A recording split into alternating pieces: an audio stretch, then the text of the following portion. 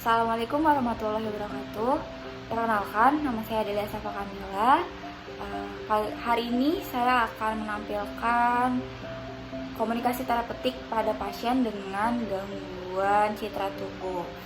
Apa sih hal utama yang akan saya lakukan ketika akan bertemu dengan pasien? Hal utama yang saya akan lakukan adalah tahap pra-interaksi, di mana pada tahap ini saya akan mempersiapkan diri saya sebelum bertemu dengan pasien.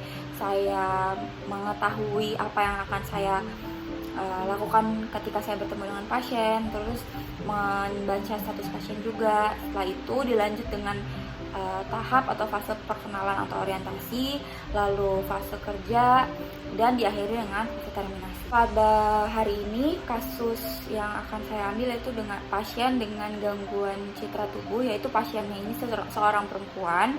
Dia kehilangan salah satu organ tubuhnya, itu tangan sebelah kanannya. Jadi silahkan menyaksikan untuk komunikasi terapeutiknya.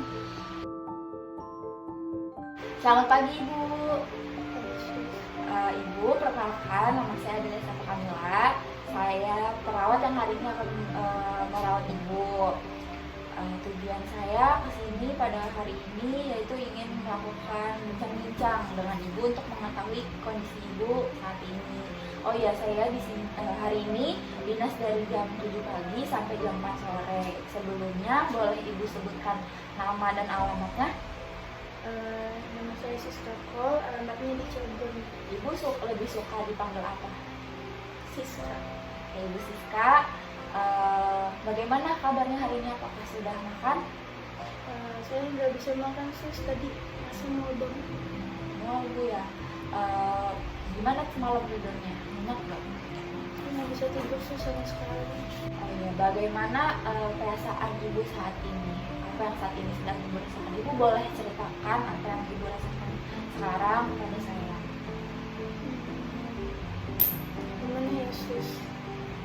Ya mungkin suster udah tahu ya, ngeliat sendiri keadaan saya kayak gimana.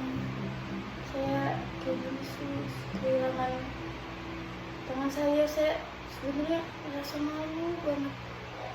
Saya nggak punya anggota tubuh yang lengkap gitu sus. Terlebih lagi saya punya pekerjaan gitu, tapi sekarang malah dihadapkan situasi tiba-tiba cacat gitu tuh, saya sus udah punya tangan lagi. Bagaimana kalau kita membicarakan tentang perasaan yang saat ini sedang Ibu rasakan? Waktunya itu sekitar 20 menit, apakah cukup? Ibu, apakah sudah nyaman di sini atau ingin pindah ke tempat lain untuk kita ngobrol-ngobrol biar lebih enak? Di sini aja sus, sudah nyaman. Di sini aja ya Bu ya.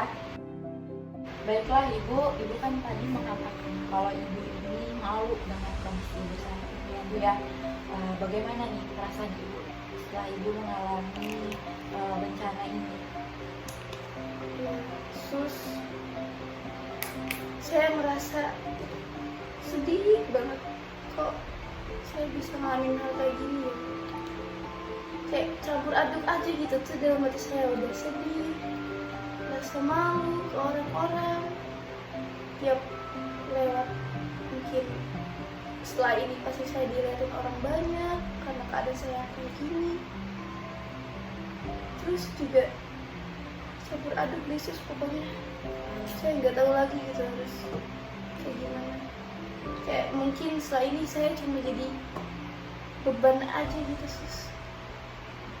Mohon maaf sebelumnya, kalau boleh saya tahu nih Bu ya, gimana sih kejadian atau kronologi kenapa Ibu ini bisa mengalami kecelakaan? Ceritanya ini sus, waktu itu kan saya lagi nyebrang sus, terus tiba-tiba ada mobil truk itu kenceng banget jalannya sampai saya ketabrak terus masuk ke kolong mobil truknya itu. Saking kencengnya kan, jadi nggak berasa. Tiba-tiba mungkin tangan saya entah kelindas atau gimana ya sus, saya di situ langsung nggak sadarkan diri. Pas bangun saya kok tiba-tiba ada di rumah sakit. Saya selimut, tapi di mana? pas saya rasa kok pas saya buka mata tangan saya nggak ada sebelah sus. Saya nggak tahu lagi. Iya, shock banget saat itu. Saya bahkan kayak berpikir udah nggak berguna lagi hidup saya, lebih baik saya mati aja gitu sus. Saya udah kaget banget ngeliat tangan saya nggak ada sebelah, badan saya nggak utuh. Ibu, kira-kira apa sih cara yang Ibu lakukan ketika rasa seperti sekarang? Ibu kan tadi mengatakan Ibu bilang malu, Ibu merasa Ibu nggak berguna. Ketika perasaan-perasaan itu muncul, apa yang kira-kira Ibu lakukan untuk mengatasi perasaan itu? Saya saat ini jujur ya sus, saya susah banget ngatasi perasaan kayak gini soalnya ya ini hal yang nggak terduga gitu tuh yang saya alami dalam hidup saya gitu. Kok bisa kayak gini? Kok bisa sampai nggak? Saya nggak nyangka banget sus bisa kayak gini gitu tuh. Coba aja waktu itu saya nggak nyebrang atau saya nggak melihat apa-apa sus. Baik Ibu, menurut saya perasaan saat ini Ibu sedang merasa Ibu malu, Ibu merasa itu tidak tidak berguna, itu adalah perasaan yang wajar. Apalagi saat ini Ibu bisa dibilang kehilangan salah satu anggota tubuh Ibu. Itu memang sulit sih Ibu terima. Saya mengerti apa yang Ibu rasakan. Mohon maaf ya Bu sebelumnya. Ibu kan berarti sekarang ini hanya memiliki satu tangan ya Bu yang berfungsi dengan baik. Kira-kira Bu, hal apa yang dapat Ibu lakukan atau mungkin kedepannya Ibu akan melakukan apa? Depannya ya sus, saya sih buat saat ini nggak terlalu mikir jauh-jauh ya, pengennya mah beraktivitas kayak biasa. Mungkin saya sus, tapi entah bisa kayak biasanya atau enggak, saya nggak tahu sih sus, tapi itu harapan saya. Baiklah, Ibu kan saat ini memang kehilangan organ tubuh yaitu tangan sebelah kanan ya Bu ya. Tapi kan Ibu masih punya tangan sebelah kiri yang masih bisa Ibu gunakan dengan baik. Tangannya masih bisa digunakan atau masih bisa berfungsi dengan baik kan Bu? Iya sus, saya sebetulnya lagi nyoba membiasakan diri gitu dengan ya tangan yang ada ini sus. Tapi seberapa keras saya mencoba kayak semuanya tuh beda banget gitu sus. Soalnya kan ya lebih dominan tangan kanan gitu sus. Tangan saya yang udah hilang gitu tuh.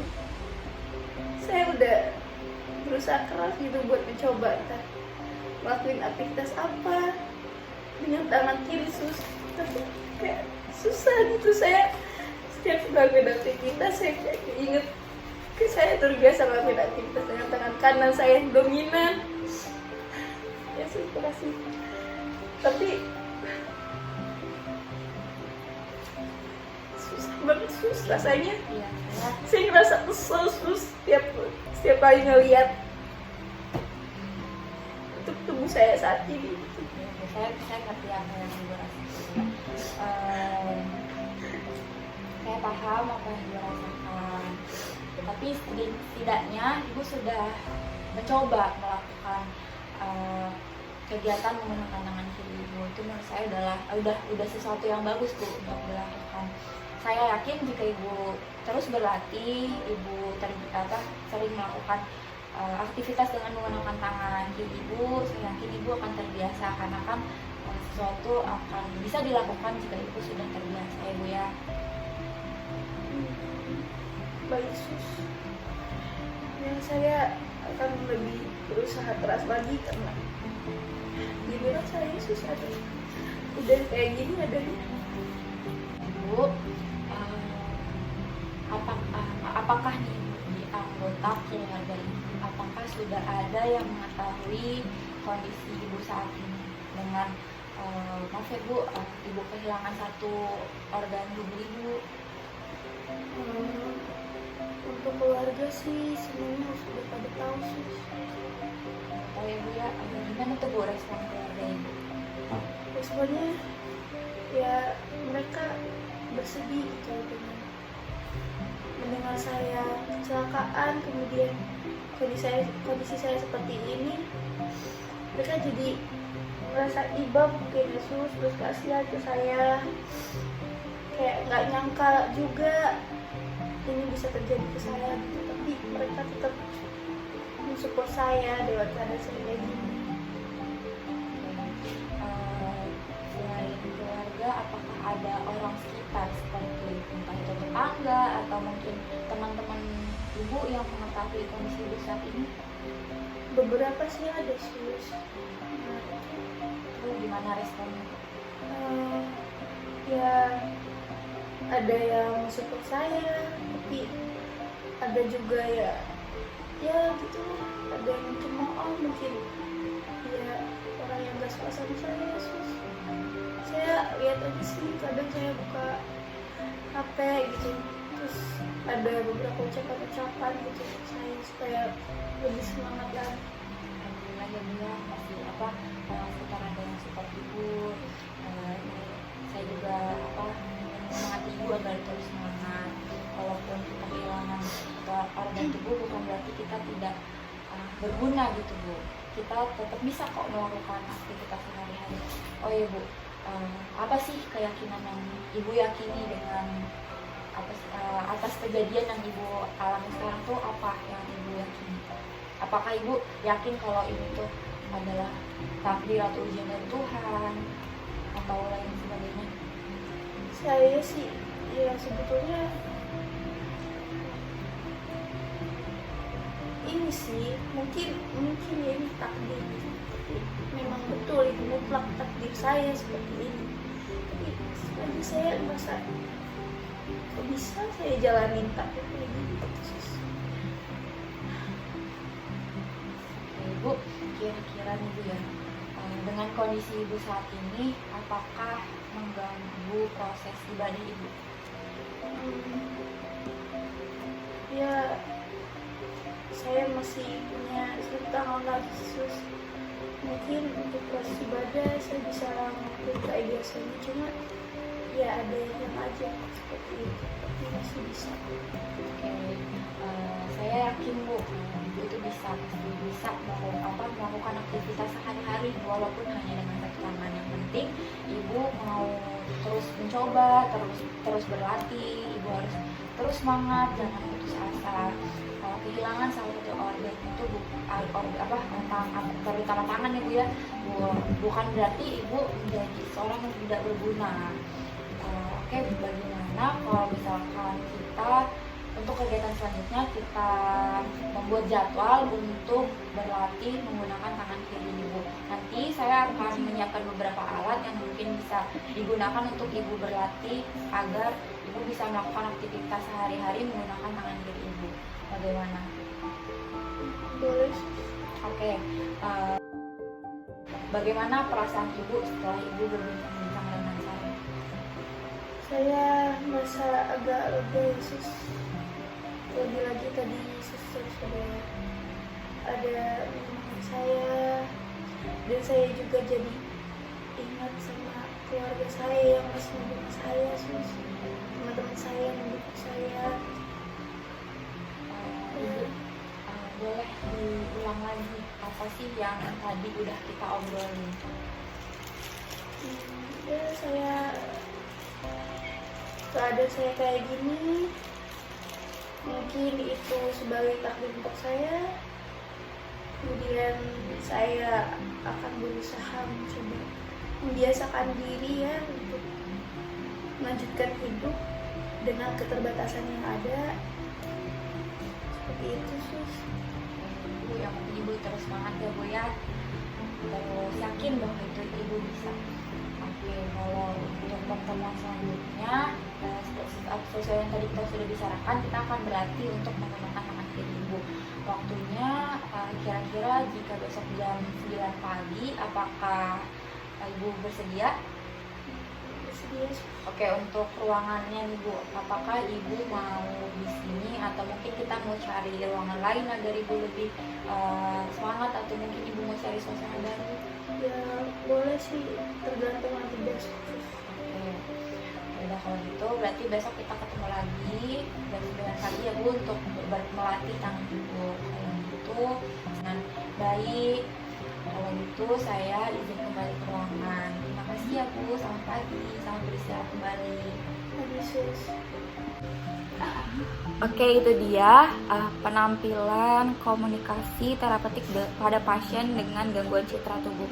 Pada komunikasi tersebut terlihat bahwa pasiennya sudah berada di tahap depresi, di mana pasien tadi tuh sudah merasakan malu, terus juga dia merasa bahwa dirinya ini nggak berguna karena tadi anggota tubuhnya, dia kehilangan salah satu anggota tubuhnya. Terus juga dia sudah mulai bisa menerima atau sudah berada pada tahap acceptance, di mana dia sudah menerima bahwa apa yang terjadi sama dia ini adalah merupakan takdir dari Tuhan. Oke, itu aja yang bisa saya tampilkan. Kurang lebihnya mohon maaf. Assalamualaikum warahmatullahi wabarakatuh.